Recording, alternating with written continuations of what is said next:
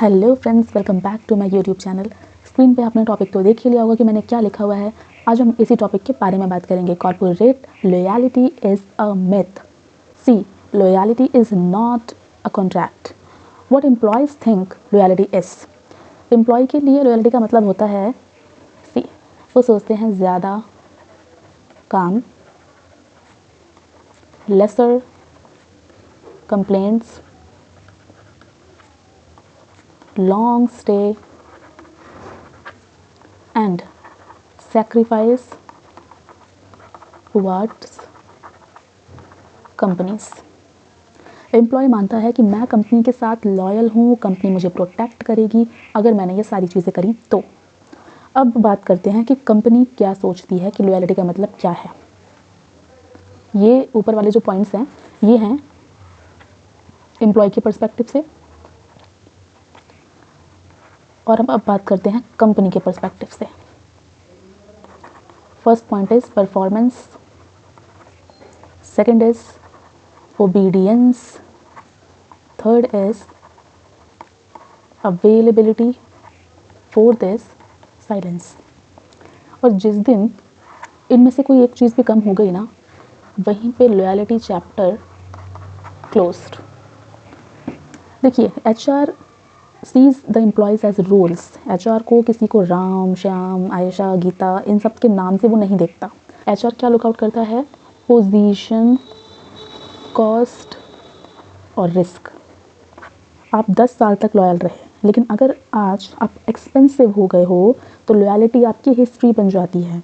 ठीक है ना। अब एक एग्जांपल से समझिए और सब मेरी बात से रिलेट करेंगे। ग्लोबल कंपनीज़ में कोविड के टाइम में क्या हुआ? ठीक है ना, फैमिली कल्चर जो है बोला जाता है, फैमिली कल्चर है, हम सब फैमिली हैं। लेकिन कोविड के टाइम पे क्या हुआ? मास ले ऑफ हुए और एक ईमेल से वो लोग बेरोज़गार हो गए। ठीक है ना।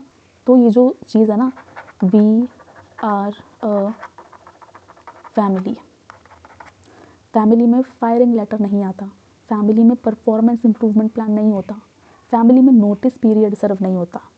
देखिए, जहाँ पे एचआर है वहाँ पे कोई फैमिली नहीं होती, वहाँ पे होता है तो बस स्ट्रक्चर कंपनी के लिए।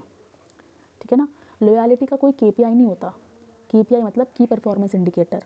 एचआर के पास लॉयल्टी मेजर करने का कोई टूल नहीं होता। उनके पास होते हैं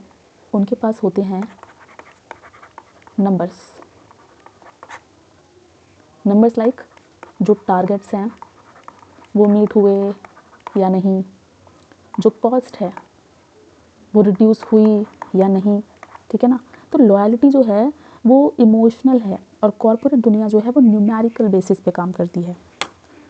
the day you become a liability, जिस दिन आप सैलरी ज़्यादा लेते हो, क्वेश्चन से ज़्यादा पूछते हो, सिक लीव्स ज़्यादा लेते हो, या बिजनेस के लिए ही आप रिप्लेसेबल लगते हो, उस दिन ये लॉयल्टी का चैप्टर ना क्लोज हो जाता है पूरी तरह। एचआर पर्सनल नहीं होता इन चीज़ों में, वो प्रोफेशनली एक्ट करता है। एम्प्लॉयज़ की क्या गलतियाँ होती हैं इस चीज़ में? एम्प्लॉयज़ की जो मिस्टेक्स होती हैं इस चीज़ में वो ये होती हैं, पहली ओवर अटैचमेंट, दूसरी ब्लाइंडली ट्रस्ट, तीसरी नो रिटर्न रिकॉर्ड्स। ये सब चीज़ें मैंने फेस की हैं अपनी कंपनी में जब मैं एचआर थी वहाँ पे। Fourth is no market value check and the fifth is no exit plan. जो एम्प्लॉय सिर्फ कंपनी में ग्रो करता है, मार्केट में नहीं करता, वो सबसे ज़्यादा लॉयल होता है और वो सबसे पहले हर्ट होता है। ये बहुत हार्श रियलिटी मैं आपको बता रही हूँ। तो स्मार्ट लॉयल्टी क्या है कि लॉयल बनो लेकिन प्रोफेशनली बनो। कैसे? काम अपनी पूरी ईमानदारी से करना है, स्किल्स जो हैं कंपनी के साथ साथ मार्केट के लिए भी बनानी है, रिस्पेक्ट रखनी है हर किसी के लिए, लेकिन डिपेंडेंट नहीं बनना, एचआर से कॉर्डियल रहना है, नाइव नहीं रहना। तो ये जो लॉयल्टी है ये कंपनी को भी सूट करेगी और आपको भी करेगी। तो इसलिए मैं एक ही लाइन बोलूँगी कि यहाँ पे don't hate HR but try to understand them, क्योंकि your career is your responsibility. Company का काम है प्रॉफिट और एचआर का काम है प्रोटेक्शन ऑफ द कंपनी, और आपका काम है अपने करियर की रिस्पॉन्सिबिलिटी, अपने करियर को सेव करना, अपने करियर की हिफाजत करना। जो ये बातें समझ गया वो कभी लॉयल्टी के नाम पर तो एक्सप्लॉइट नहीं होगा। तो आज की वीडियो के लिए बस इतना ही। अगर आपको कोई भी डाउट है इस टॉपिक पे तो आप नीचे कमेंट सेक्शन में पूछ सकते हैं। और अगर आप हमारे चैनल पर नए हैं तो to subscribe our channel and hit the bell icon for more updates. अब मिलते हैं नेक्स्ट वीडियो में, तब तक के लिए bye, take care, stay safe.